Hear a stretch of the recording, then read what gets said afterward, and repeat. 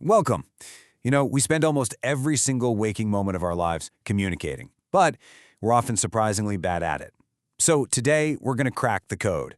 We're going to dig into the hidden traps that make our messages fail and learn some simple but really powerful ways to build connections that actually stick. Let's dive in. I mean, who hasn't, right? We've all been there. You send a text or an email that seems perfectly clear to you, only to have it just blow up in your face. It's beyond frustrating, and it happens because of these invisible barriers in the way we talk to each other. So today, we're going to make those barriers visible, and then we're going to learn how to tear them down.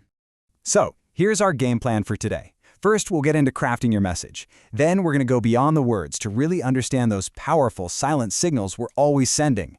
After that, we'll talk about the power of timing, master the art of listening, and finally, we'll figure out how to make sure our message was actually heard by closing the loop. All right, let's kick things off with section 1. Most communication doesn't fail during the conversation. Nope, it fails in the moments right before it even begins. It really is all about the plan. First up, a classic mistake. Information overload. Oh, we've all done this. You've got, say, 3 critical points you need to make, so you just fire them all off in one big barrage. The result is always, and I mean always, the same. You completely overload their circuits, they miss the key details, and you've basically communicated nothing at all. So, what's the fix? It's a pretty simple 3-step process. First, just focus. Commit to one central idea for each conversation. Second, simplify. If the topic is complicated, break it down into smaller, bite-sized pieces. And third, and this is a big one, write it down. If it can't be said simply, don't say it, write it. That gives the other person the chance to process it on their own time. Here's another major trap, just jumping right in without setting the scene. When people don't get the purpose of a conversation from the get-go, they can get confused or scared or even a little defensive. Explaining the why right up front makes people so much more receptive to what you have to say. So here's a little checklist for you. Before you even open your mouth, ask yourself, have I clearly stated my purpose? Do I have a specific goal here? Is my language precise? And maybe most importantly, have I dropped the jargon? Seriously, using insider terms doesn't make you sound smart, it just makes you sound exclusionary and builds an instant wall. Okay, on to section 2.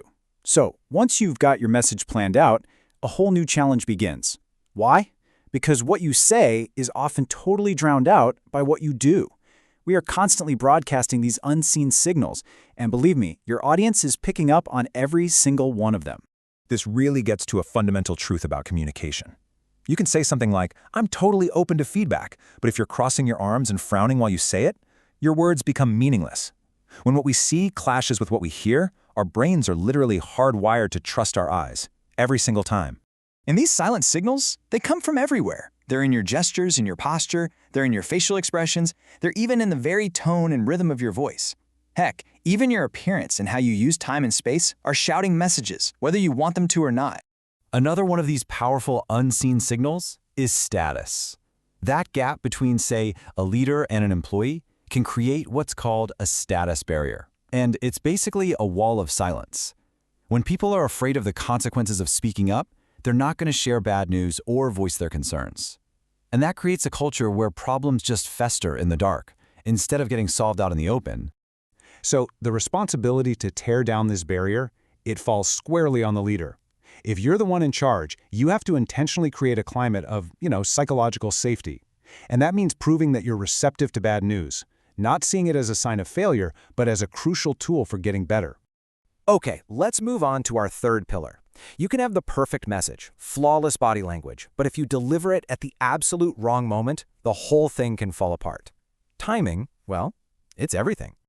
In our culture that's just obsessed with speed, we fire off messages constantly. But here's what we forget.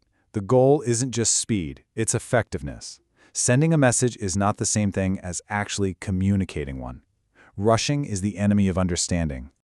So before you start talking, just do a quick scan. Is the other person completely distracted? What's their mood like? Is the environment itself working against you? Finding the right moment isn't some kind of luxury. It's an absolute prerequisite for being heard. And this brings us to what might be the single most critical and yet most overlooked communication skill of them all: listening. It's not just about waiting for your turn to talk, it's an active, intentional process. You know, one of the biggest roadblocks to real listening is our own brain. We all do this thing called selective perception. We instinctively filter information, paying attention to what confirms what we already believe, and ignoring or twisting anything that challenges it. It's this subconscious defense mechanism that can completely derail a conversation. And this kind of flips the script on what it means to be a good communicator. It isn't just about sending clear signals out. It's about recognizing the defense mechanisms in your listener and then strategically working to get around them. Your job is to make your message easy for them to hear. So how do we actually do it? Well, it's like a 3-step discipline. First, and honestly, this is the hardest part, just stop talking. Give them the space. Second, don't judge. You have to fight that impulse to start forming a counterargument while they're still speaking. Just listen. And third, empathize. Make a real, genuine effort to see the world through their eyes. And that brings us to our final section, closing the loop. See, sending a message is only half the job. Now we have to make sure it was actually received as intended and think about the right way to send it in the first place. Feedback is not optional. It is absolutely essential.